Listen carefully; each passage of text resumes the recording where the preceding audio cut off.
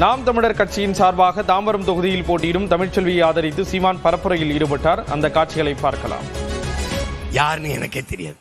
எல்லாரும் சேர்ந்து எல்லாரும் என் முன்னோர்களின் ஆன்மா, பலாயிரக்கணக்கான என் மாவீரர்களின் கனவு, என் தலைவனின் உயர்ந்த நோக்கம். ஓடா போடா, என்னை பாரு, என்னை பாரு. இழக்கிறதுக்கு எதுவும் இல்லை உயிரை தவிர. ஆனா அடைகிறதுக்கு மிகப்பெரிய கனவை வச்சிருக்கேன், லட்சியத்தை வச்சிருக்கேன். நீ ஹிட்லர் சொல்றான், இழக்கிறதுக்கு எதுவும் இல்லாதவன் இடத்துல சவால் விட்டுறாத. ஏன் செருப்பு கட்டியாடு செஞ்சுட்டு போயிடுவான். வாடா போய். ஏன் நான் எதுக்கும் பயப்படுறதில்லை. என் வீட்டுக்கு இடி ரைடோ இன்கம் டாக்ஸ் ரைடோ வர முடியாது. என்னையே ரைடு வேணா வரலாம். வந்து போட்டு பார்த்துட்டு போயிடுச்சு. புரியுதுன்னு நினைக்கிறேன். இடி ரைடு வர்ற வந்தா நீ தான் எனக்கு இந்த பறக்கும்படி அப்பப்போ மறிக்கும். அம்மா ஏதாவது பறிச்சிருந்தா கொஞ்சம் கொடுங்கம்மா. சிரிக்க சார் கொடுங்கம்மா. ஏதாவது வாங்கியிருப்பீங்களா மற்ற இடத்துல. இங்கே இது பண்ணும்போது அங்கேருந்து வரும் 8000 டோக்கன் 10,000 டோக்கன். அங்கே போகாது இந்த பறக்கும் படை. கொடுமை கொடுமை. இது ஒரு நாடு.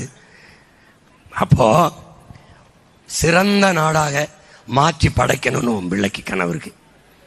பசி பஞ்சமில்லாத, ஊழல் லஞ்சமில்லாத, ஏழ்மை வறுமை இல்லாத நாடு. எப்படி பசி பஞ்சத்தை போக்குவசிமான் நானே வேளாண்மை செஞ்சிடறேன்.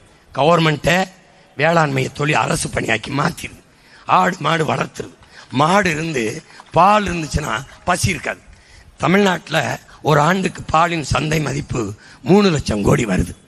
3 லட்சம் கோடி வருது. சாராயம் 50,000 கோடி தான். அதை மூடிட்டு பால் பொருளாதாரத்துக்கு நம்ம போயிடுறோம். 3 லட்சம் கோடி. இப்போ நமக்கு பால் எங்கேருந்து வருது? ஆந்திராவிலிருந்து. ஆவின் பால் விற்கிது. வளர்க்காது, அரசு வளர்க்காது. பால் வளைத்துறைக்கு ஒரு அமைச்சர் இருக்காரு. பால் இருக்கு, வளம் எங்கன்னு கேட்டால் பதில் இருக்காது. ஏன் ஆந்திராவிலிருந்து உனக்கு வருது? உன்னோட இந்த லட்சக்கணக்கான கோடி ஆந்திரா முதலாளிக்க போகுது. அதை ஏன் நீ செய்யக்கூடாது? அவன் செய்ய மாட்டான், நான் செய்வேன். ஏன்னா ஆடும் மாடும் கால்நடைகள் இல்லை, நடமாடும் வைப்பகம், மொபைல் பேங்க். ஒரு ஆடு பண்டிகை நேரத்தில் ₹1,00,000 போகுது. ஒரு கிடா ₹1,00,000 போகுது.